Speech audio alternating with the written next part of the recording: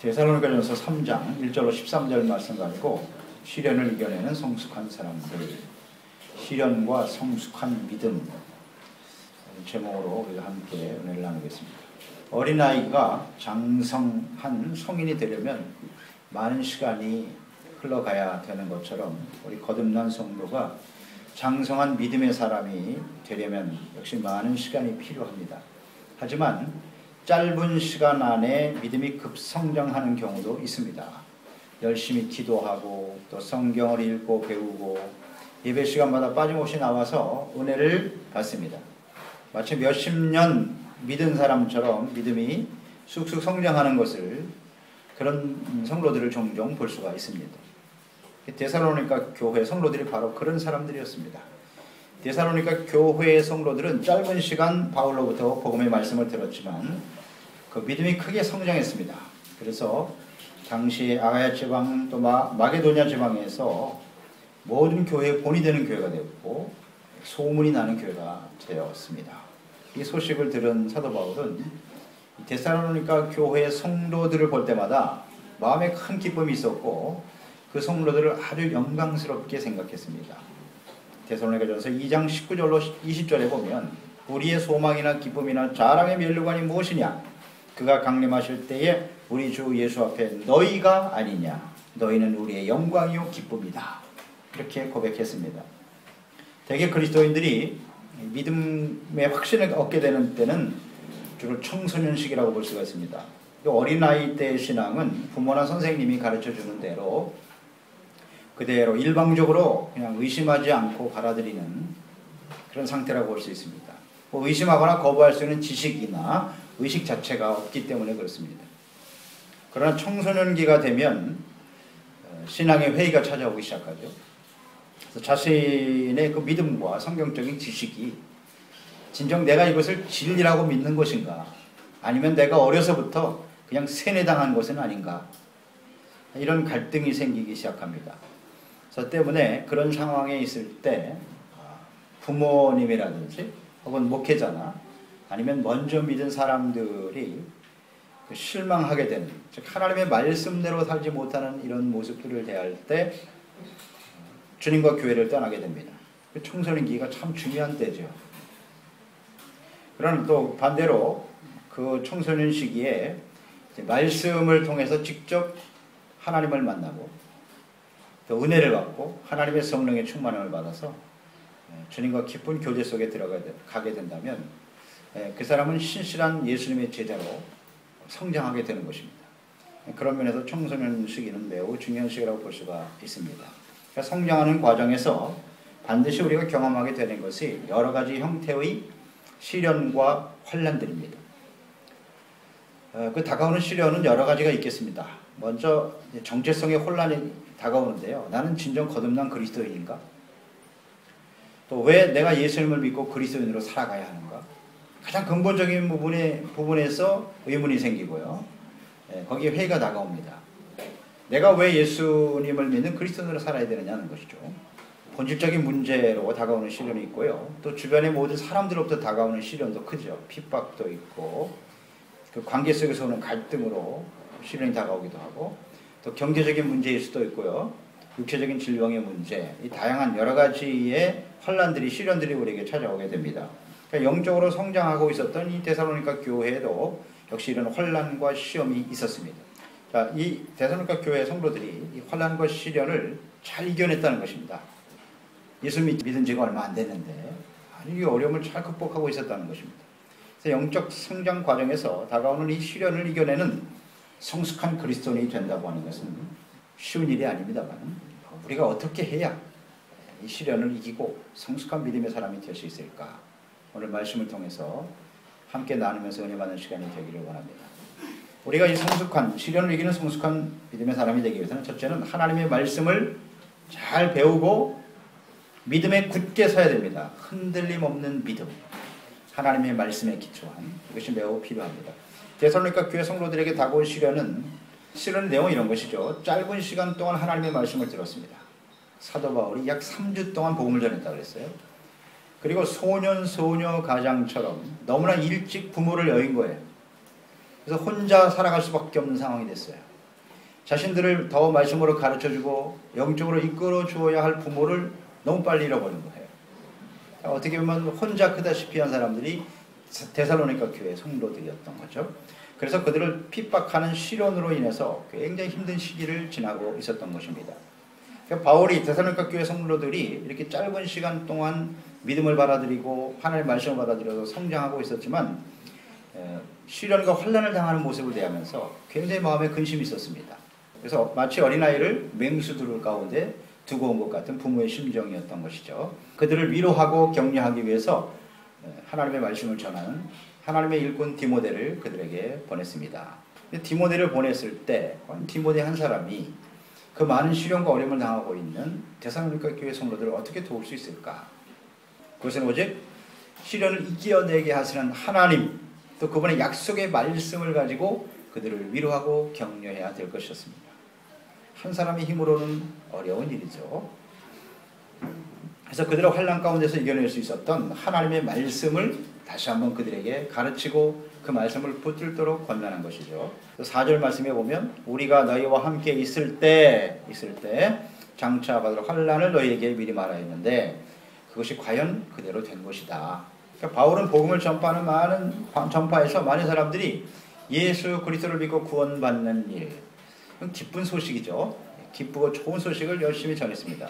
그러니까 복음은 진정 죄와 사망에 있던 사람들이 구원을 받고 의롭다함을 얻고 하나님의 자녀가 되는, 그래서 축복을 받는 소망의 빛이 되는 기쁨의 소식인 것이 틀림없습니다. 그러니까 예수 그리스도를 믿으면 참된 평강을 얻게 되고 하나님의 은혜와 축복을 받게 되는 것입니다. 하지만 바울은 구원받은 이후에 그리스도인들이 예수를 따르는 그리스도인으로 살아가는 삶의 여정에는 반드시 환난과 시련과 어려움이 있다는 사실을 분명히 말씀을 통해서 가르쳤습니다. 예수 믿으면 모든 게 다 잘 되는 게 아니라 그 다음에 시련과 어려움도 있다는 것입니다. 그래서 바울은 예수님의 그 십자가의 고난이 복음이라는 사실을 분명히 알고 있었습니다. 예수님의 고난이 곧 복음이다. 그것이 모든 사람들을 생명과 구원의 길로 인도하는 기쁨의 소식이었다는 것이죠. 그래서 자신이 그리스도인이 된 이후에 복음을 전파하기 위해서 그는 많은 시련과 환난과 어려움을 겪어야 했었습니다. 이런 시련들을 그는 숨기지 않고 예수 믿는 사람들에게 정확하게 가르쳤어요. 예수 믿으면 구원받고 은혜 받는 건 틀림없으나 많은 시련과 어려움이 있을 것이다. 그래서 로마서 8장 17절에 보면 자녀들이면 너희가 자녀라면 또한 상속자요 하나님의 상속자인데 그리스도와 함께 상속자가 되었다라고 하는 것은 우리가 그와 함께 영광을 받기 위하여 고난도 함께 받아야 한다. 영광을 원하느냐? 그러면 고난도 받아야 된다. 분명히 말씀하고 있고요. 그러니까 모든 성도와 교회들에게 그리스도인으로 살아가는 것, 특히 천국에 들어가기 위해서는 많은 시련과 어려움을 겪을 수밖에 없다. 사도 바울은 가는 곳마다 얘기했습니다. 이 말씀을 분명히 했어요. 사도행전 14장 22절에도 보면 이런 말씀이 있습니다. 제자들의 마음을 굳게 하여 이 믿음에 머물러 있으라 권하고 또 우리가 하나님 나라에 들어가려면 많은 환난을 겪어야 할 것이라 하고 그랬습니다. 그러니까 우리가 그리스도인으로 살아가려면 환난을 겪어야 한다는 것입니다. 이것을 반드시 지나게 된다는 거죠. 왜 그렇게 이런 어려움을 당하게 되느냐? 하나님이 없는 세상은 하나님의 말씀대로 의롭고 거룩하고 바르게 살아가는 그리스도인들을 좋아하지 않기 때문입니다. 세상엔 하나님이 없어요. 바르게 살아가는 사람 좋아하지 않아요. 그래서 여러 가지 시련과 어려움을 겪게 되는 겁니다. 데살로니가 교회 성도들은 처음부터 하나님의 말씀을 잘 배웠다는 거예요. 이게 참 중요해요. 우리가 그리스도인으로서 환난을 당하는 것이 이상한 일이 아니다라는 건 참 중요한 건데 이런 가르침을 반드시 가르쳐 줘야 돼요. 가르쳐야 됩니다. 우리가 전도하거나 초신자들을 대할 때 대부분 뭐 좋은 얘기만 하죠. 예수 믿으면 복을 받습니다. 좋은 일이 일어납니다. 구원받고 하나님의 축복을 누리며 살게 됩니다. 이렇게 전하고 가르치죠. 맞습니다. 틀린 말이 아닙니다. 구원받으면 우리에게 하나님의 은혜와 축복이 다가오죠. 자녀로 살아가는 것 얼마나 귀한 일입니까? 그러나 그 과정에서 그 이후에 우리가 성장해가는 과정에서 반드시 시련과 어려움도 지나야 된다는 사실을 가르쳐줘야 하는 것입니다. 그것을 분명히 알아야 돼요. 성경은 이미 그것을 충분히 말씀해주고 있어요. 젖과 꿀이 흐르는 가나안 땅에 들어가기 위해서 이스라엘 백성들이 그 애굽에서 하나님의 인도하심 따라 구원을 받았죠. 젖과 꿀이 흐르는 가나안 땅을 너에게 주시겠다 약속하셨어요. 그런데 그 가나안 땅에 들어가기 위해서는 편안하게 그냥 들어간 길이 아니었어요. 광야를 지나야 했다는 거죠. 그 광야를 지나야 했고 또 가나안 땅도 그냥 들어가는 게 아니에요. 가나안에 있는 족속들과 끊임없이 전쟁을 치르면서 그 전쟁에서 승리할 때 이루어지는 것이었다는 거예요. 뭐 성경이 충분히 말씀하고 있죠. 그러니까 그리스도인으로 살아가는 일에 환난이나 시련이 있음을 가르쳐주지 않거나 배우지 못한 성도는 환난을 당하는 일을 이해하지 못합니다. 이것을 견디하지 못해요. 왜 예수 믿었는데 이렇게 어려움이 찾아오냐? 그래서 쉽게 신앙을 포기해버려요. 그것이 이상한 일이 아닙니다. 분명히 시련과 어려움이 있어요. 우리의 그리스도인으로 살아온 예수 믿고 살아온 우리의 삶을 한번 돌이켜보세요. 항상 좋은 일만 있습니까? 그렇지 않습니까? 많은 시련과 어려움들이 우리에게 찾아오는 거예요. 다양한 모습으로 찾아옵니다. 그것은 이상한 일이 아니거든요. 어떻게 잘 이겨낼 수 있느냐 하는 것이 중요한 거죠. 그러니까 데살로니가 교회 성도들은 그리스도인으로 살아가는 일에 혼란이 있다는 것을 말씀을 통해서 잘 배웠고 그것을 말씀을 붙들고 이겨냈다는 거죠. 그래서 5절 말씀에 보면 자, 이런 혼란이 그럼 왜 다가오는 거냐? 예수 믿는 사람들에게 이런 혼란이 없었으면 좋겠는데 시련이 다가오게 하는 일이 뭔가? 그 5절에 잘 나와 있죠. 이러므로 나도 참다 못하여 너희 믿음을 알기 위하여 그를 보내었노니 이는 혹 시험하는 자가 너희를 시험하여 우리의 수고를 헛되게 할까 함이니라 그랬어. 여기 보니까 이런 시련과 어려움을 당하는 것은 너희의 믿음을 알기 위하여 라는 말이 있고요. 또 하나는 너희를 시험하는 자가 있다라는 거예요. 시험하는 자. Tenía que os hubiera tentado el tentador. 텐타돌이 있다는 거예요. 우리를 그 텐타돌은 누구겠습니까? 악한 원수 마귀죠. 복음이 전파되는 곳엔 반드시 사탄도 역사하는 거예요. 마귀도 있어요. 그래서 예수 믿고 구원받은 사람들이 이제 이 믿음에서 떠나도록 하나님을 더 믿지 않도록 하나님께 대해서 불신을 갖도록 역사하는 것이 텐타돌이에요. 마귀가 하는 짓이에요. 야, 예수 믿는데 왜 이런 어려움이 찾아오냐? 그래서 그리스도를 떠나게 하는 거예요. 교회를 떠나게 하는 거예요. 이게 텐타돌이에요. 이 악한 원수 마귀는 우리가 인생을 마감하는 그날 천국 갈 때까지 계속됩니다. 계속 우리를 낙심하고 절망하게 만들고 주님을 떠나게 만드는 것이고 이게 바로 환난이 다가오는 이유고요. 또 하나는 믿음을 알기 위하여라는 말이 있죠. 그러니까 시련과 어려움을 당할 때 믿음을 알아볼 수 있다는 거예요. 그 사람이 진짜 믿음의 사람인지 아닌지를 점검해 볼 수 있는 기회가 된다는 거예요. 그러니까 우리에게 시련이 다가올 때 이 두 가지 측면이 있다는 거예요. 하나님께서 우리가 진짜 믿음을 가진 사람인가를 확인할 수 있는 과정이고 또 하나는 악한 원수 마귀가 우리를 실족하고 넘어뜨려서 하나님을 떠나게 하는 측면이 있다는 거죠. 이런 일들이 있기 때문에 우리에게 여러 가지 환난과 시련이 찾아오게 되는 것이다. 따라서 우리는 이런 시련과 어려움이 다가올 때 하나님 앞에 그러니까 우리의 진짜 믿음을 하나님께 보여드릴 수 있는 기회가 된다는 사실을 잊지 말아야 되겠습니다. 그러니까 이런 시련이 찾아올 때 왜 우리가 주님을 믿고 따르는데 이런 시련이 다가오느냐? 이 신앙의 회개가 찾아온단 말이죠. 이럴 때 하나님의 말씀을 굳게 붙들고 믿음을 더욱더 굳게 함으로써 이겨내는 사람이 진짜 믿음의 사람인 것입니다. 믿음을 굳게 한다는 게 중요해요. 그러면 데살로니가 성도들은 어떻게 그런 시련과 어려움을 이겨낼 수 있었을까? 여러 가지 생각이 있을 수 있는데요. 그들이 하나님의 말씀을 사도 바울을 통해서 전해주는데 그것이 진짜 하나님의 말씀이라고 믿었다는 거죠. 이게 중요한 거예요. 그래서 데살로니가전서 2장 13절이죠. 이러므로 우리가 하나님께 끊임없이 감사하면 너희가 우리에게 들은 바 사도 바울 또 그들을 통해서 전해진 이 하나님의 말씀을 받을 때 사람의 말로 받지 아니하고 하나님의 말씀으로 받음이니 진실로 그러하로다. 이 말씀이 또한 너희의 믿는 자 가운데 역사하느니라 그랬습니다. 그러니까 주의 종들을 통해서 사도들을 통해서 전해진 말씀을 사람의 말로 듣지 않았다는 거예요. 그걸 하나님의 말씀으로 받았어요. 그렇기 때문에 시련과 어려움을 당하는 것은 예수 믿는 사람으로서 당연한 일이다 라는 말을 전해 들었단 말이에요. 너희가 환난을 당할 거야. 예수 믿으면 그런 어려움이 있게 마련이지. 근데 그걸 사람의 말이 아니라 하나님의 말씀으로 받았다는 거죠. 그러니까 하나님의 말씀이라면 그렇지. 하나님의 말씀이면 이건 당연한 것이다. 거기에 대해서 무슨 의심을 하거나 회의를 품거나 이렇지 않았다는 거예요. 사람의 말이 아닌 말씀으로 받았기 때문에 그 말씀을 붙들고 그들은 승리할 수 있었다는 것입니다. 이겨낼 수 있었다는 거죠.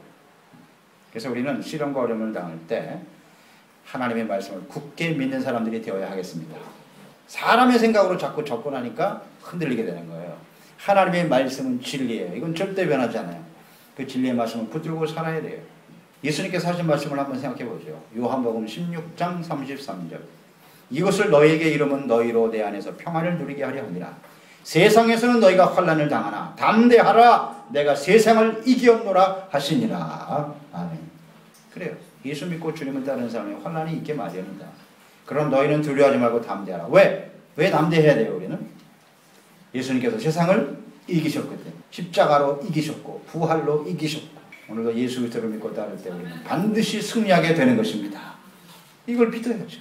두 번째, 우리가 시련을 이겨내는 성숙한 믿음의 사람이 되기 위해서는 우리에게 다가오는 이 시련이 하나님과 형제들에게, 하나님과 이웃들에게 큰 위로와 기쁨을 주는 일임을 우리는 알아야 됩니다. 우리가 시련을 이겨낼 때 주변의 모든 사람들에게 큰 기쁨과 위로와 격려가 될 수 있다. 그러니까 우리가 시련을 당할 때 가장 안타까운 마음으로 지켜보는 사람들은 우리에게 복음을 전해준 사람들, 또 우리와 함께 주님을 섬기고 있는 교회 지체들이죠. 걱정이 많습니다. 초신자가 어려움을 당하면 목사와 모든 지체들은 늘 노심초사하게 돼 있어요. 혹시나 이 일로 인해서 시험 들어서 교회 나오지 않으면 어떡하나, 믿음을 포기하면 어떻게 하나, 이런 생각을 갖게 되죠. 사도 바울도 마찬가지예요. 이런 근심이 있었단 말이죠. 하지만 이런 환난 중에도 믿음으로 이겨내고 있는 성도들을 보면서 마음속에 큰 위로와 기쁨과 감사가 넘쳤다 그랬습니다. 6절 말씀해 보시면 지금은 디모데가 너희에게로부터 와서 너희 믿음과 사랑의 기쁜 소식을 우리에게 전하고 또 너희가 항상 우리를 잘 생각하여 우리가 너희를 간절히 보고자 함과 같이 너희도 우리를 간절히 보고자 한다 하니 그랬습니다. 걱정이 돼서 디모데를 보냈는데 그 데살로니가 교회 성도들이 기쁨으로 사랑으로 믿음으로 이겨내고 있다는 거예요. 이 소식을 전해들었을 때 얼마나 마음속에 감동이 되는지 말이죠. 큰 기쁨의 소식이 되었다는 거죠. 부모가 어린 자녀들에게 어떤 기대를 가지고 있을까? 어떨 때 어린 자녀들이 부모에게 기쁨을 줄 수 있을까? 이렇게 생각해 보면 그 어린 자녀들에게 부모들이 너 가서 돈 벌어와라. 돈 많이 벌어오면 내가 기뻐할 걸, 그런 생각 안 합니다. 얘가 학교 가라니까 학교는 안 가고 알바 열심히 해갖고 돈 벌어왔어 이 어린 녀석이. 그럼 부모가 기뻐할까요? 아, 너 돈 많이 벌어왔구나. 열심히 또 일도 하고 그래. 그런 부모는 없을 겁니다. 그건 부모를 기쁘게 하는 일이 아니에요. 부모에게 기쁨을 주는 것은 우리 자녀들이 열심히 공부하는 겁니다. 공부할 때 열심히 공부하고 또 어려움도 잘 이겨내고 바르게 성장해가는 일이 부모에게 큰 기쁨이 될 겁니다. 부모들이 어린 자녀들에게는 공부하라고 잔소리를 많이 하는데요. 우리가 다 경험한 바 아니겠습니까? 사실 공부 잘하는 것처럼 힘든 일이 없어요. 공부 잘한다는 게 물론 태어날 때부터 머리가 좋은 애들도 있지만 대부분 공부 잘하는 애들은 열심히 노력하는 애들입니다. 남들 텔레비 보고 놀 때 걔는 열심히 책 읽고 공부해요. 그게 쉬운 일이 아니에요. 공부 잘하는 일이. 그런데 그것을 잘 해내는 거예요. 잘 해내는 거. 그럴 때 마음에 감동이 있어. 또 어려움, 우리 학교 다니면서 우리 학생 요새 청소년들이 당하는 어려움이 뭐냐면 친구 관계죠. 요새 뭐 나쁜 친구들이 학교 다니기가 겁난다 그러잖아요. 나쁜 친구들 만나가지고 뭐 왕따 당하고 그래서 그것 때문에 자살하는 애들도 있잖아요. 그 부모의 심정이 어떻겠어요. 근데 그런 어려움도 잘 이겨내고 바르게 성장해주는 자녀의 모습을 보면 부모의 마음속에 큰 감동이 주는 거예요. 그게 진짜 기쁨을 줄 수 있다는 것을 우리는 생각하게 되는 거죠. 그래서 우리가 하나님의 자녀로 성장하는 일도 마찬가지예요. 우리는 이 영적 성장의 과정을 잘 거치게 돼야 되는데 그럴 때 정말 주님이 우리 무엇을 보고 기뻐하시겠는가. 우리 삶에 여러 가지 시련과 어려움들이 있잖아요. 그것을 잘 이겨내고 또 주님을 열심히 배우고 주님을 따르고 주님 말씀대로 순종하면서 하나님의 자녀답게 그리스도인답게 성장해 가는 거죠. 그게 아마 우리 하나님을 크게 기쁘시게 하는 일이 아닐까요? 그런 걸 주님께서는 우리에게 기대하고 계신단 말이죠. 그런 어려움이 있을 때 데살로니가 교회 성도들이 그 어려움이 있을 때 그걸 잘 이겨냈단 말이죠. 그러니까 이것이 하나님을 기쁘시게 하는 것이 되는 거고 그 복음을 전해준 많은 사람들에게 기쁨이 된단 말이에요. 소망이 된다고 하는 것을 우리 잊지 말아야 돼요. 하나님과 모든 사람들에게 기쁨이 되는 것이 시련과 어려움을 이기는 성숙한 믿음이라는 거죠. 또 하나 보면 그 환난을 이겨낸 성도들의 소식을 들으면서 바울이 크게 기뻐하는 이유가 있는데 그 7절에 보니까 이러므로 형제들아 우리가 모든 궁핍과 환난 가운데서 너희 믿음으로 말미암아 너희에게 위로를 받았다 그랬어요. 위로를 받았다. 그러니까 지금 복음을 전하고 있는 이 사도 바울 많은 시련과 궁핍과 어려움이 있었다는 거예요. 복음을 전하는 일이 이렇게 쉬운 일이 아니에요. 많은 어려움과 핍박과 반대가 있었단 말이죠. 이것 때문에 괜히 힘들어하고 있었는데 그런 환난을 이겨내고 있는 데살로니가 교회 성도들의 소식을 듣는 순간 위로를 받았다 이거예요. 야, 우리가 이 고생을 하면서 이 많은 핍박을 당하면서 어려움 속에서 복음을 전했는데 그들이 주님을 떠나는 것이 아니라 그 시련과 어려움을 이기고 아름답게 성장하고 있구나. 쉽게 우리에게 큰 보람을 준다는 거죠. 야, 그래도 우리가 고생하는 보람이 있다. 우리 자녀들이 바르게 성장해 준다면 부모는 아무리 고생을 해도 아무리 어려움이 다가와도요, 마음에 큰 기쁨을 갖게 되는 것이에요. 그래서 우리가 바르게 성장하는, 환난이 이기고 성장한다고 하는 것이 우리뿐만 아니라 모든 사람들에게 기쁨을 주고 위로가 된다는 사실을 잊지 마십시오. 환난을 당하고 어려움을 당할 때 우리가 위로가 필요하지만 우리가 이길 때 오히려 다른 사람들에게 위로를 줄 수 있다고 하는 것. 이런 생각을 하고 이 시련을 이겨낼 수 있는 저희들이 되었으면 좋겠어요. 끝으로 세 번째, 우리가 시련을 이겨내고 성숙한 믿음의 사람들은 소망 가운데 기도로 이겨내야 합니다. 소망 가운데 기도하라. 그러니까 환난 중에도 말씀을 붙들고 믿음과 사랑으로 승리하고 있는 데살로니가 교회 성도들을 크게 기뻐했던 사도 바울. 이제 그들을 위해서 기도하기 시작하죠. 이 바울의 기도는 데살로니가 교회 성도들이 이제 앞으로 환난이 계속 다가올 거예요. 어려움이 계속 있지만 이것을 잘 이겨내고 승리하기 위해서 이런 모습으로 성장했으면 좋겠다 하는 소망을 담고 있어요. 소망. 이 바울의 기도는 환난을 이기기 위해서 우리가 어떤 기도를 드려야 하는가? 환난 중에 우리가 드려야 될 간절한 소망의 기도는 무엇일까? 무조건 이 어려움을 우리가 당하지 않게 하여 주시옵소서, 이런 기도가 아니에요. 그런 시련 자체를 우리 삶에 없게 해달라는 기도가 아니라 그런 어려움이 있을 때 우리는 이런 기도를 드려야 된다는 거예요. 그 첫째는 뭐냐면 바울이 그들과 만나기를, 직접 만나서 함께 이 어려움을 극복하기를 간절히 소망하는 기도를 드렸네요. 내가 너희를 정말 만나고 싶다. 이런 기도는 뭐냐면 우리가 시련과 어려움을 당할 때 우리가 함께 교제하는 것이 대단히 중요하다는 거예요. 예수 그리스도 안에서 함께 교제하고 주님을 섬기는 삶을 위해서 기도하기 바랍니다. 우리가 시련과 어려움을 당하면, 시험에 당하면 어때요? 함께 모여서 기도하기보다는 자꾸 이렇게 떨어져 나가려고 그러잖아요. 교회에서부터 멀어지고, 사람 만나는 것도 싫어. 교회 나가는 것도 싫고. 그래서 자꾸 혼자 떨어지거든요. 혼자 떨어지면 그것은 절대 못 이깁니다. 이게 사탄의 전략 중에 하나가 바로 교회 안에서 성도들을 떼어내는 거예요. 그래서 혼자 있게 만드는 거예요. 그럼 뭐 얼마든지 이길 수 있어요.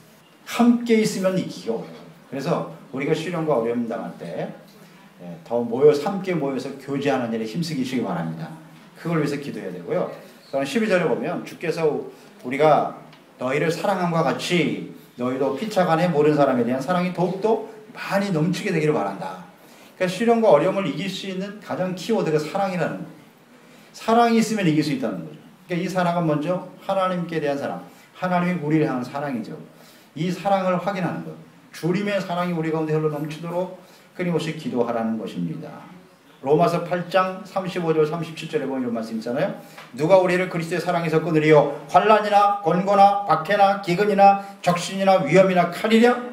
그러나 이 모든 일에 우리를 사랑하시는 이로 말미암아 우리가 넉넉히 이기느니라. 아멘. 그래요. 하나님이 우리를 사랑하신 그 사랑은 어떤 환난과 시련이 다가도 절대 끊어지지 않는다는 거예요. 이 사랑은 변하지 않는다는 거죠.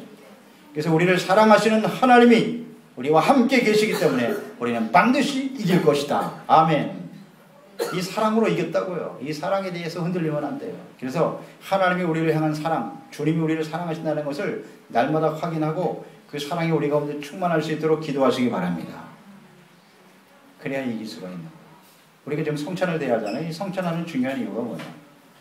예수님의 십자가를 바라보면서 그 십자가, 예수님의 성찬은 우리를 향한 하나님의 사랑이에요. 그 사랑이 얼마나 큰가를 우리는 묵상하는 거예요. 다시 생각하는 거예요. 그 사랑으로 다시 한번 우리가 힘을 얻게 될 때 어떠한 어려움도 극복할 수 있는 능력이 나타나게 된다. 그 사랑이 온전히 우리 가운데 임할 수 있도록 기도하라는 겁니다. 그리고 이 사랑을 혼자만 하는 사랑이 아니라 함께 나눌 수 있도록 하라고 나와 있죠. 함께 나누라. 그래서 이 사랑이라는 게 나눌 때도 커지는 겁니다. 그래서 혼자 사랑하는 것보다는 함께 성도들이 이렇게 사랑을 나누면서 서로 모든 사람에 대한 사랑이 더욱더 많아져야 돼요. 모든 사람에 대한 사랑이 더욱더 많아져야 돼요. 그러니까 사람들을 자꾸 사랑에서 끊어내려고 하지 말고 미워하고 저 사람 때문에 내가 힘들어져 이런 식으로 다 끊어내면은 혼자밖에 안 남아요. 그러면 절대 못 이겨요. 오히려 어려울수록 더욱 모든 사람들을 사랑하기 위해서 힘쓰는, 그것을 위해서 기도할 수 있는 사람이 되시기를 바랍니다. 사랑의 관계를 더욱더 견고히 하라는 거예요. 그래야 이길 수 있어요. 내가 사랑받고 있고 우리가 함께 기도하고 사랑할 수 있는 사람들만 있다면 우리는 분명히 이길 수가 있어요. 어떤 어려움도 극복하게 되는 겁니다. 이것을 위해서 기도하라는 거예요. 어려움 다가올 때. 그리고 또 하나는 뭐냐면 13절을 보세요. 너희 마음을 굳게 하라. 이런 기도를 드려야 된다는 거예요. 우리 주 예수께서 그 모든 성도와 함께 강림하실 때 하나님 우리 아버지 앞에서 거룩함에 흠이 없게 하시기를 원하노라. 그러니까 우리의 마음이 굳건하게 세워지도록 기도하라는 거예요. 그 기도를 드려야 돼요. 그러니까 우리가 시련이 다가오고 어려움이 다가오는데요. 사실 상황이 더 중요한 게 아니라 뭐가 더 우리를 힘들게 한다고요? 마음속에는 두려움이에요. 이 두려움이 찾아오면요. 절대 못 이겨요. 그래서 상황보다는 우리 마음이 먼저 무너지는 거죠. 마음이 무너지면 지는 거예요.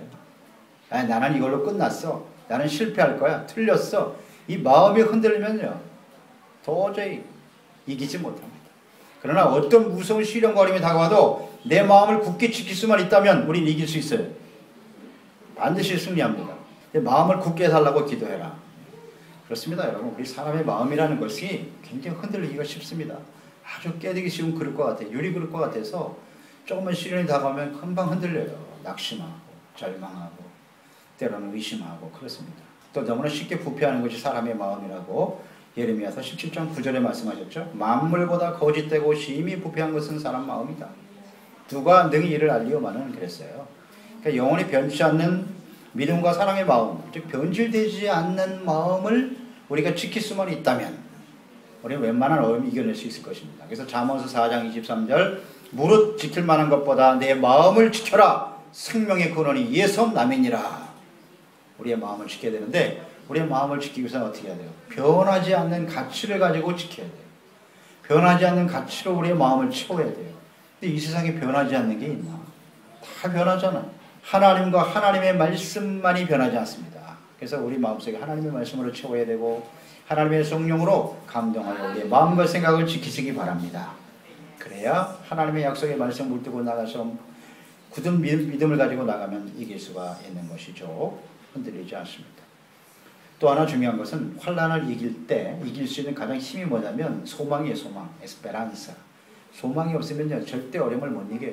어떤 시련이 있어도 소망을 붙들고 있으면 이길 수 있어요. 근데 그 소망이 어떤 소망이냐? 오늘 주님께서 말씀하셨죠. 13절 하나님 우리 아버지 앞에서 그러니까 성도와 함께 그 모든 성도와 함께 예수님께서 강림하실 때 예수님이 다시 이 땅에 오신다는 거예요. 여기 중요한 말씀 하셨네요. 예수께서 이 땅에 강림하실 때 혼자 오시는 게 아니네요. 보니까요. 그 모든 성도와 함께 강림하신다고 되어 있네요. 먼저 예수 믿고 고모하는 성도들과 함께 이 땅에 예수님 다시 오신대요. 그러니까 예수님 오실 때 그것을 소망하고 사는 사람이에요. 예수님이 다시 오실 것이다. 이 땅에 우리 역사 속에 찾아오는 거죠. 구체적으로 오실 거예요. 그것을 우리는 소망하고 사는 사람이 되어야 된다. 자, 그랬을 때 주님 앞에 다시 오셔서 예수님을 만나게 될 때 우리는 어떤 모습을 서게 될 것이냐. 거룩함에 흠이 없는 모습으로 주님을 만나게 될 것이다. 그러니까 지금 내가 이런 시련과 어려움을 당하는 것은 장차 오실 그리스도 앞에서 내가 흠이 없는 거룩한 모습으로 준비되는 것이라는 거죠. 거룩함으로 준비되어지는 과정이라는 거죠. 그러니까 그 예수님의 오실 것에 대한 분명한 소망을 갖고 있기 때문에 이 시련과 어려움도 이겨낼 수가 있다는 거죠.